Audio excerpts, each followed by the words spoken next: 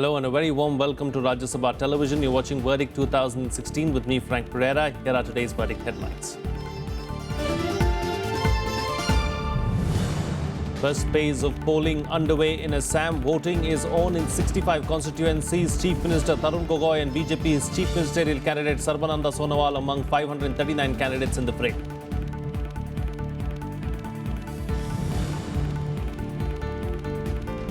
First phase of polling in Maoist-infested areas in West Bengal. Voting on in 18 constituencies. 23% turnout till 9 a.m.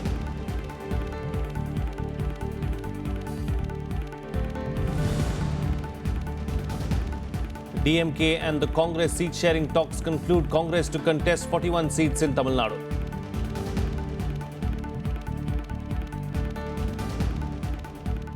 Well, the first phase of polling is being held in 65 constituencies in Assam today. A total of 539 candidates are in the fray in constituencies spread across eastern, northern and southern parts of the state. 13% of voter turnout has been recorded till 10 a.m.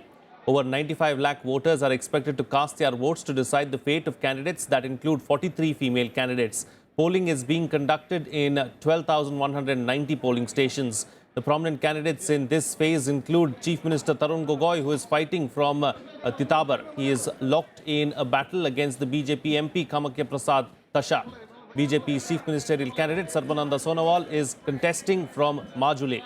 The ruling Congress, BJP, AGP, BPF alliance and the AIUDF are locked in a keen battle in the state that has a total of 126 constituencies. Security has been tightened with the Indo-Bangla border along Barak Valley's Karimganj district sealed and more than 53,000 security personnel deployed.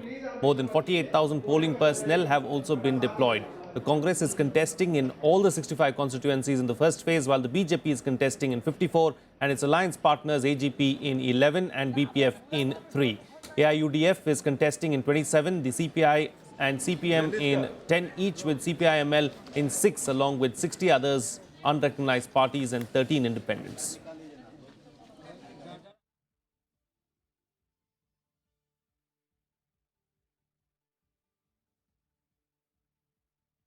People want a change. I also want change.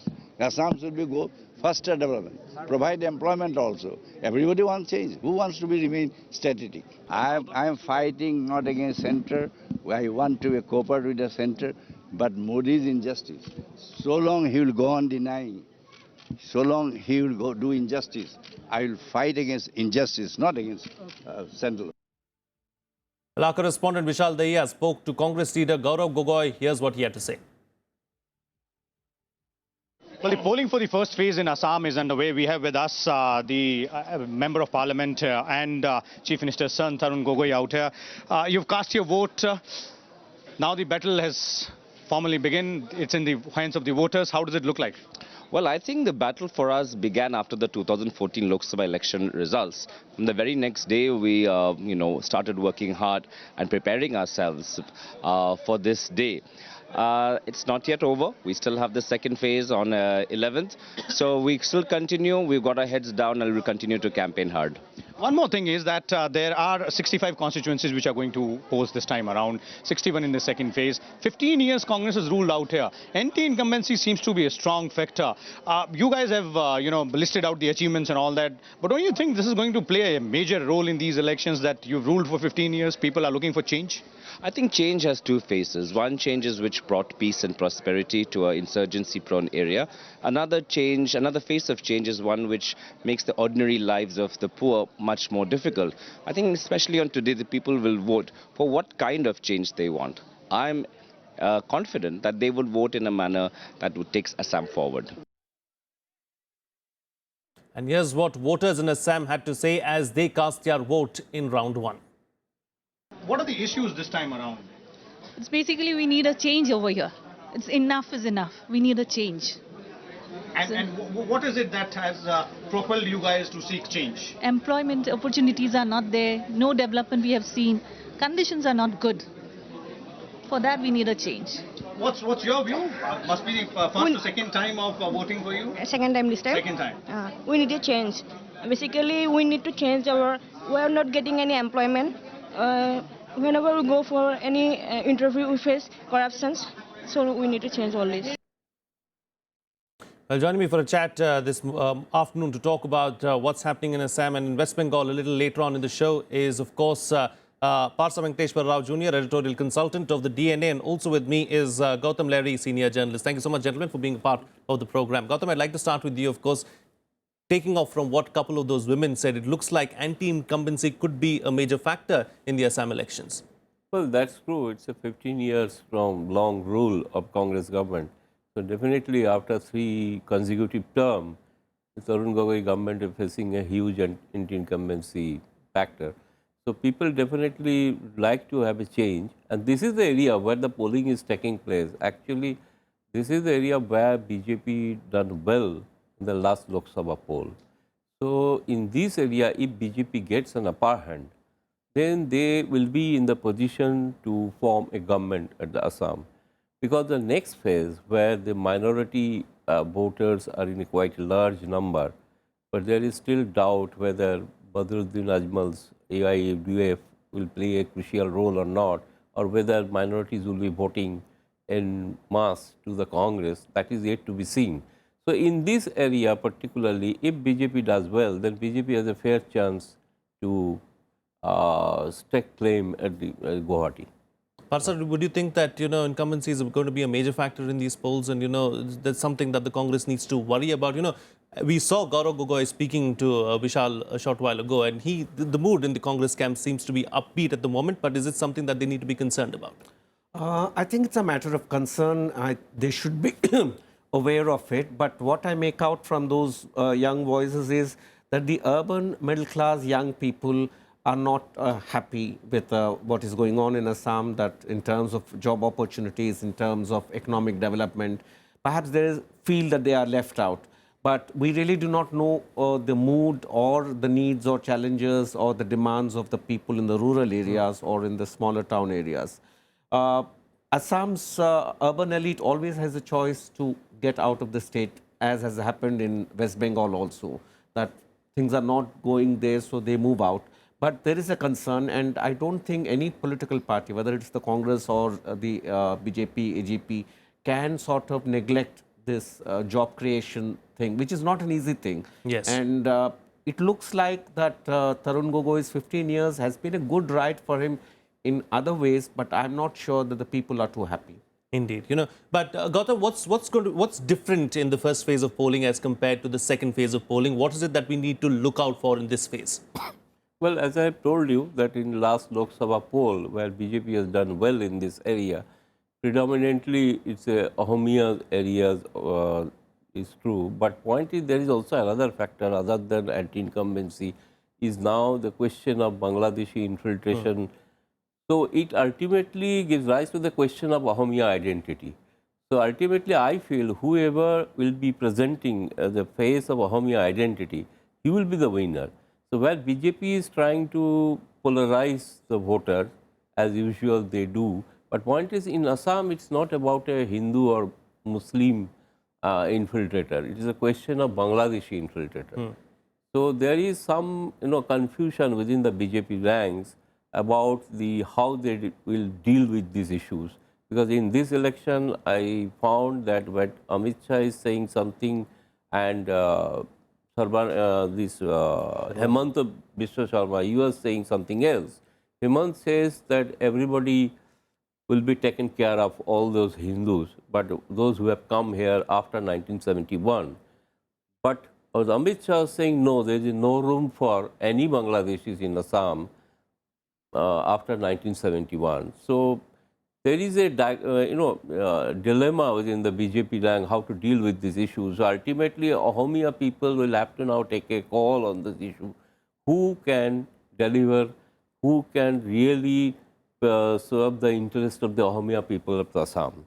So apart from anti-incumbency, there is also an ethnic identity question. Is also very is a very big question in Assam. Indeed, indeed.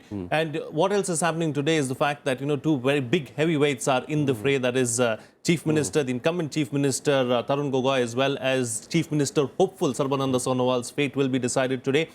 If Tarun Gogoi loses today, Parsa, would you say that that's the end of his political career, or does he still have something left in him?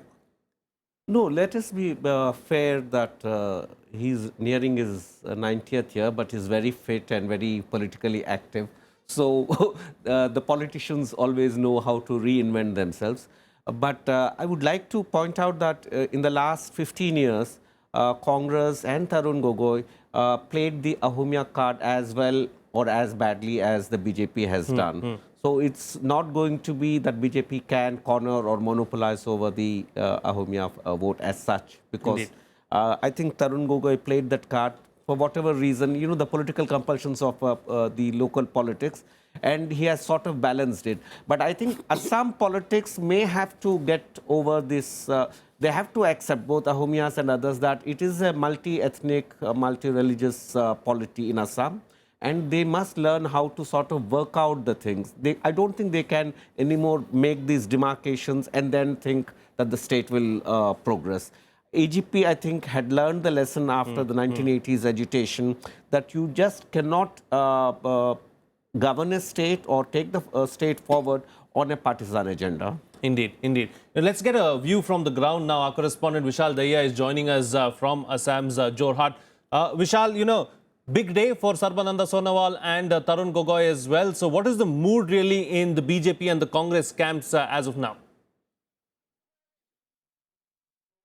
Well, yes, indeed, big day for both the main contenders for the top post in the state. And as far as the mood within the party is concerned, yes, obviously this is the first phase, and there is another another phase which is yet to go. 61 constituencies will be going to polls on 11th April. 65 are polling today. So obviously the leaders of all the political parties and their workers would definitely go on making those claims that the victory is theirs, and the agenda with which they are going forward is the best one for the state. But then, Frank, if you look at the ground situation in terms of what is it that people are actually looking forward to, then clearly not much has changed in terms of issues and the basic issues which have always held sway in almost all elections, be it the issue of electricity, water, better roads, better connectivity in terms of and as well as better services for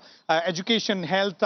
These all are definitely issues. The point is that whether or not there would be an issue in a particular constituency or not, that's what the point is. But if you look at several areas, specifically in the Upper Assam, then in Upper Assam, the population of tea community, that is those workers who work in tea plantations, they are significantly high in certain constituencies. So obviously their issues, the points or the issues rather with which they are more concerned are gaining prominence on the ground, and specifically the youth. If you look at the young voters, though it's not as large in number as has been usually seen in some of the previous assembly elections, but then they are out here looking in for better opportunities for employment, better opportunities for higher education. So in a sense, the voter definitely seems to be asking for more. Now we'll have to wait and watch whether or not that responsibility for giving more to the state in all these aspects will be bestowed upon the outgoing government, or will it be somebody else who will get the charge? All right, Vishal, we'll have to leave it at that. Thank you so much, Dev, for joining us with those details on the ground. We'll come back to you during the course of the day for the latest from Assam. Well, it's time for a short break now, but we'll bring you all the latest news from West Bengal, where the first phase of polling is taking place as well. Stay tuned. We'll be right back.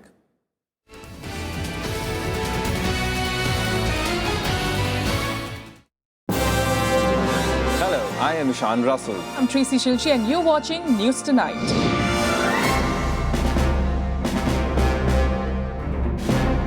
Together with the team of our Dedicated professionals from across various fields. This is Shyam Sundar, Vishal Dahiya, Akhilesh Suman, Frank Pereira from Beijing, China. Kriti Mishra for Rajya Sabha Television. We bring to you the news that matters here on Rajya Sabha TV.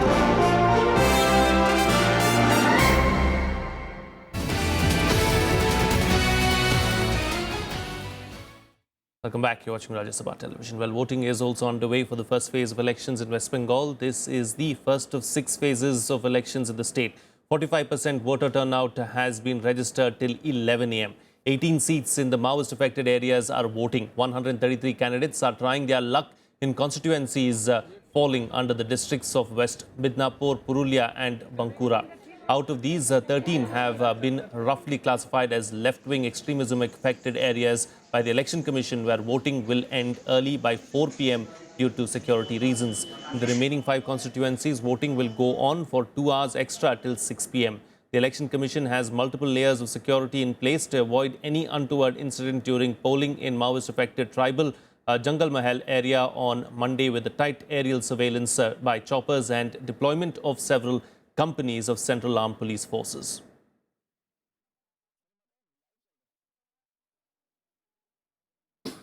Our correspondent Pranav Goswami joins us live from West Bengal at the moment. Well, Pranav, bring us a sense of what's the mood like on the ground. Have you seen serpentine queues as far as voting in West Bengal is concerned?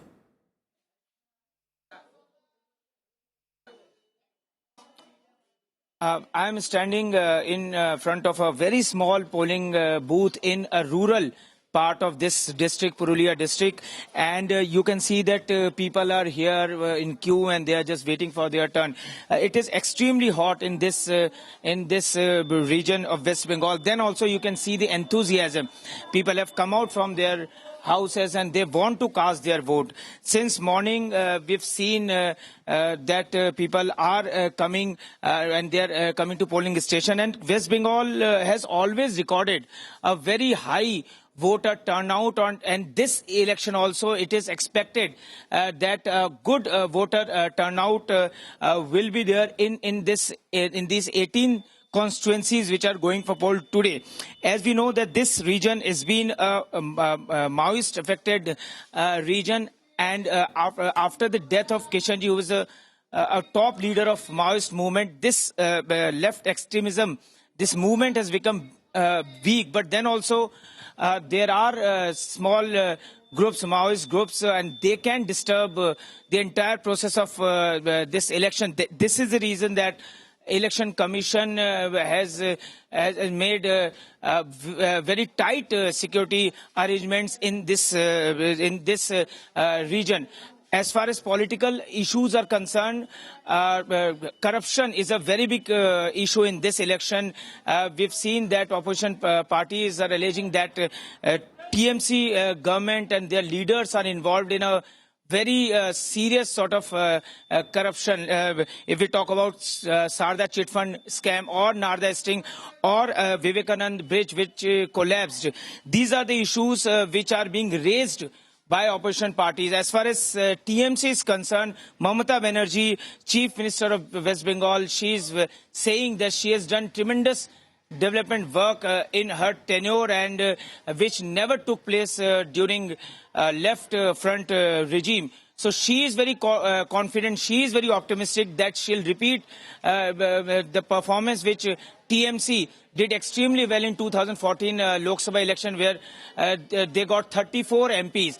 As far as left parties are concerned, the equation of this election is different, because in 2011 election, TMC fought election and they had an alliance with Congress. But this time CPM is fighting this election in the alliance with Congress. So equations are different, issues are different, but this is a direct fight between TMC and left Congress alliance. As far as BJP is concerned, they did well in 2014 Lok Sabha election, when they got around 17% vote.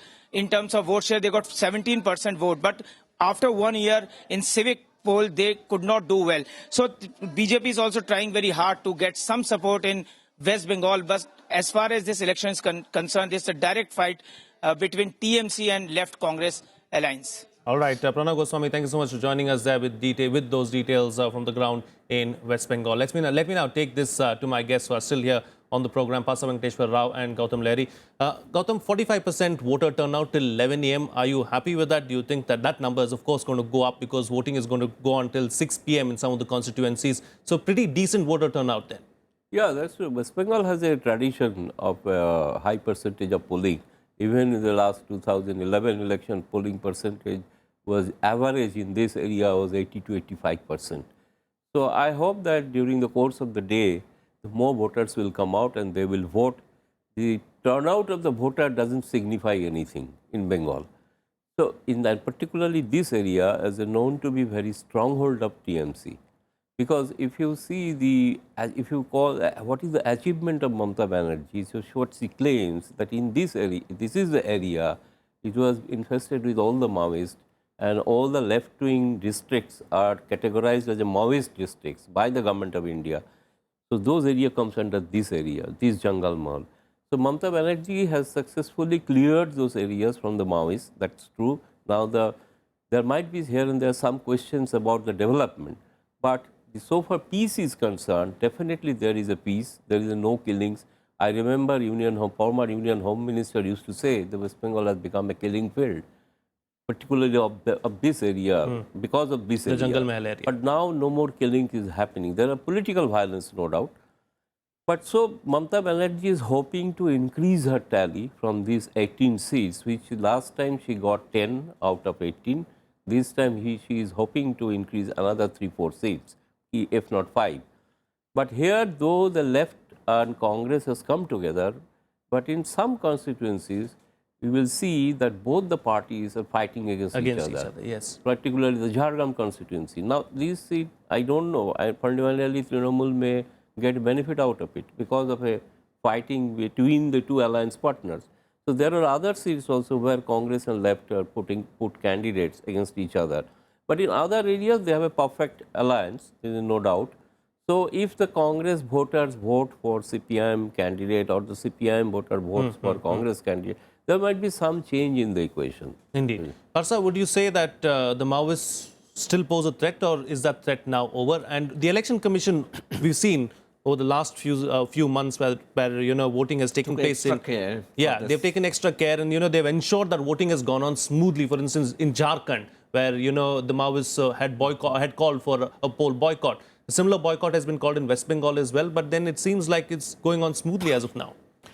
Yeah, I think even now the Election Commission said the polling in this area should end by 5 o'clock. I mean, they were taking care because later in the evening it might not be possible. But what is worrying about this region is that the Maoist activity, the left extremist activity is there because none of the governments seem to have addressed. One is to deal with it as a law and order problem and sort of eliminate the violent extremists who oppose the state or who blackmail or who create an atmosphere of fear in the region.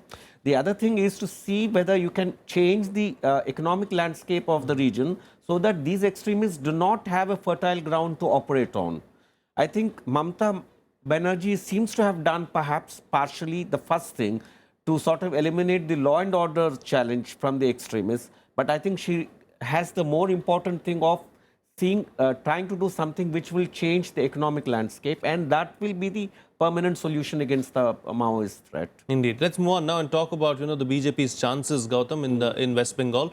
Would you say that it's still going to be a two-horse race in West Bengal, or does the BJP, will the BJP pull up a surprise? So far, the indication is it has become a pure polarized election between TMC and the Congress left combined. BJP is not seen in the fray. Even many pollster has already predicted that BJP is not in the race. The question is, what the BJP got a highest percentage of vote of 17% in the last Lok Sabha poll, where those votes will go, whether it will go to TMC or left and Congress. Point is, that is true. In the name of Narendra Modi to be a Prime Minister of the country, people voted for BJP that time.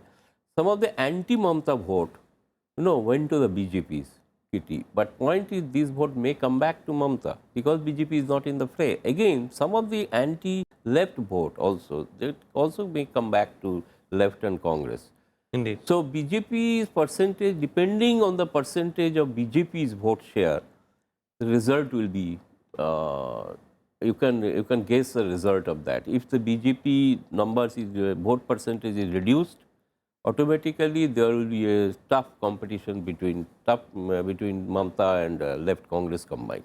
But a state election should be viewed differently, isn't it, Parsa? Because in 2014, the BJP rode on the Modi wave, but then will that same wave work in 2016? Because it's an assembly election now. I think that's the miscalculation that the BJP national leadership is committing. They are always extrapolating the Lok Sabha election results and hoping that they would do, based on that, it translates into the assembly vote.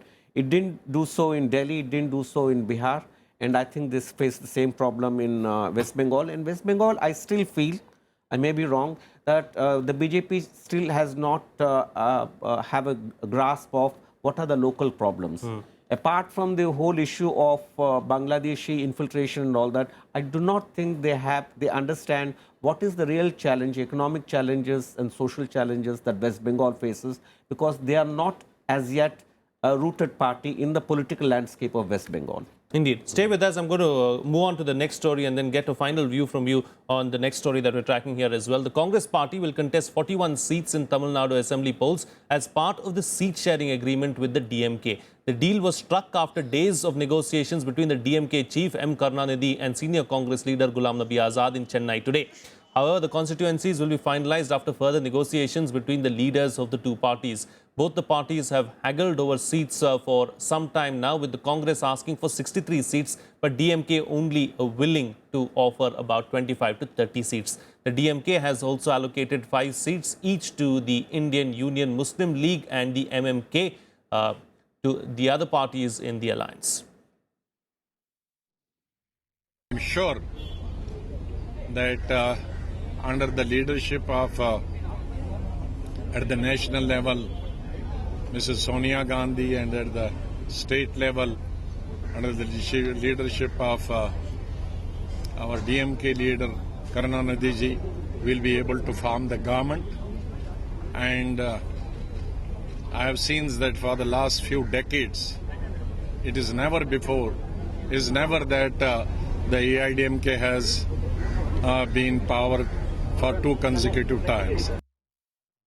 Parsa, this was bound to happen. I mean, there was a lot of talks and, they were saying maybe not, maybe this, maybe that, but then eventually it was just a matter of fixing on that number of seats. They've now stuck to 41 for the Congress. But as far as the DMK is concerned, they would have hoped that Vaiko would have joined this alliance, isn't it? Vaiko... No, not Vaiko, sorry, Vijay Kant. Vijay Kant, yes. Vijay Kant had been sort of keeping away, and I think they have given up on Vijay Kant, because Vijay Kant has been much too erratic for them to be kept under the thing. And it's not very, though he has got his own pocket of sphere of influence among the voters, I don't think DMK could have depended on him for too long, because he has been vacillating much too long and for too many things. So that was ruled out. The compromise with the Congress was inevitable. So somewhere it looks like that Congress still commands, however small, a segment of electorate which is crucial for the DMK to win the overall election. Otherwise, I do not think they would have yielded even the 41 seats. Because Indeed. The last performance of Congress in the assembly elections was very dismal. In spite of that, giving them 41 seats, somewhere the calculation seems to be Congress is not decimated completely in the electoral landscape, though they may not have the number of seats. The percentage of votes seems to be the one factor, because Mr. Karunanidhi is a very, very shrewd politician, Indeed. And so are his other aides in the DMK. Indeed. They are not going to be generous without a real political basis. Indeed. On that note, we'll have to call it a wrap on this edition of Verdict 2016. Thank you so much, Parsa Venkateshwar Rao and Gautam Lahiri, for joining me on the program and putting things into perspective for us. Well, that's all the time we have on this edition of Verdict 2016. Thank you so much for watching. See you again next time.